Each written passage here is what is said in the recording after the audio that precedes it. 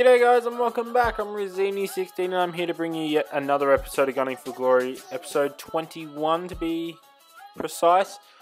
Now we did manage to pick up another 2 wins, which keeps us undefeated in Division 5 so far. So if we can pick up 2 wins this episode, it'll put us 1 point away from the title with plenty of games in hand for the next episode. But just going to make sure the team's alright. We're going to jump straight in and we come up against a nice 100 Chem Italian side, a very nice informed 9 Golan as well as Felipe Anderson and, correct me if I'm wrong, but Guarian? But anyway, it's an insane side and we're going to jump into the highlights.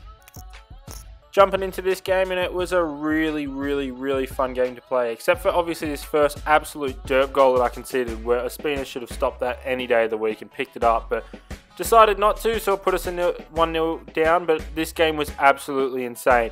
Definitely the funnest game I've played so far on FIFA 16. It was very back and forth, it was very evenly matched, but it wasn't. I felt very dominant, but he had 5 in the back and I struggled to play against 5 in the back. But we do manage to get a very silky breakthrough with Oxlade-Chamberlain there, and he's not going to miss that. He's our highest goal scorer for a reason, and he's an insane player. So he managed to put that back in the net and makes it 1-1. Now, not too long later, he does get another one of these goals from distance, where I seem to concede a lot because there's nothing I can do to stop it. I can generally stop them most of the time if they try and run in or whatever, but they take them long shots and there's absolutely nothing I can do to stop him. So, deserved lead, he's 2-1 up. But doesn't even get to half-time there, as there's more goals to come in this first half, and fortunately it comes from a really nice play from us. The nice back heel from Danny Welbeck here onto Oxlade-Chamberlain, and he gets his second nice finesse shot to the far side. The keeper's never going to stop that. Absolutely brilliant goal.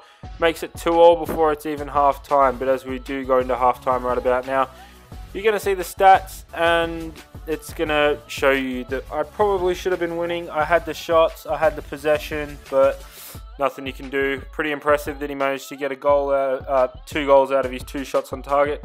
Very clinical, but we do manage to get a very nice break. The only break on for the whole second half was made by Debussy, who slams it into the back of the net. Our goal-winning goal from our right back. Absolutely insane. I went pretty mental at this point, going off my head, because this game was really intense and I was really determined to win it, and I wanted to keep this unbeaten streak in Division 5.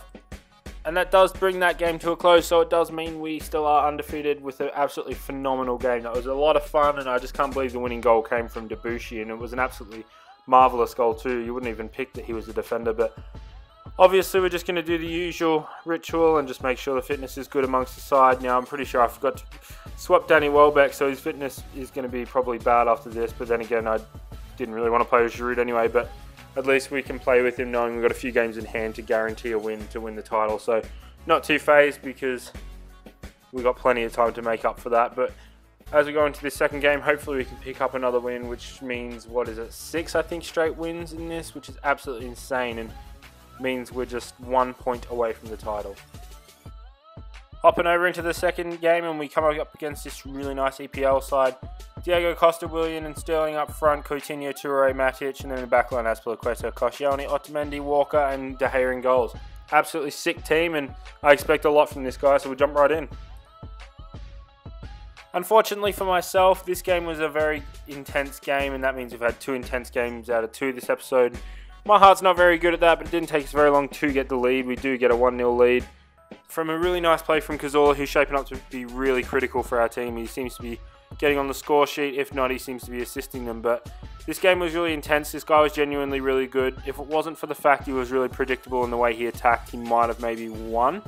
But I could read him most times, except for this pretty good goal with Sterling he got. But he was pretty predictable normally, and in his defence he was kind of sloppy. But other than that, it was a really good match. He was very decent the way he played, and he put up a good fight, but fortunately we just packed on the pressure that much. He had to leak a couple of times, and when he did leak, we did score. And Cazorla getting on the score sheet for the second time in one match. He's an absolutely phenomenal player and puts us 2-0 up, 2-1 up, which is good because we need this lead to get the win to make it that much closer to getting the title. Now, unfortunately, I'm not going to go into halftime and show you all this crap and then do the second half highlights, because there actually wasn't any more goals scored for the game. It was very intense, and there was no breaks or no more goals for the rest of the thing. So it skips straight to the end of full time here. I didn't bother going into halftime and showing you all that crap just to finish the game straight after. But we do manage to pick up a 2-1 win, which is 2 wins this episode, which is absolutely phenomenal. And as you can see, we're just 1 point away from the title, and we've got 4 games in hand. And I thought, as something a little special, seeing as we don't actually have any more players to buy in the market that we can afford right now, I'd show you my in-game stats for the seasons. Now, as you can see from the stats, we've been on an absolutely goal-kicking frenzy. We average nearly 3 goals a match, which is pretty impressive. But at the same time, we also average to concede a goal a match. So maybe that's something we can fix up in the future. But to have a plus 66 goal difference is absolutely phenomenal. And I also thought I'd show you the player stats as to like who scores and assists. And no surprise there in the fact that Oxlade-Chamberlain is at the top of the table. He's kicked the most goals for us, and he's an insane player. It's probably got to do with the fact that he's a 4-star skiller, and I love the skill moves where no one else in this side really is.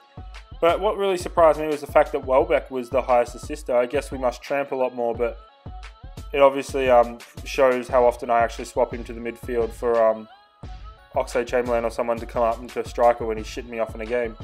But unfortunately, that is going to draw episode 21 to a close, guys. I managed to pick up 2 more phenomenal wins, which keeps us in a really good spot to win this title. But thanks very much for coming and watching, guys. I'll see you tomorrow for the next episode. Enjoy the rest of the afternoon, guys. Thanks very much.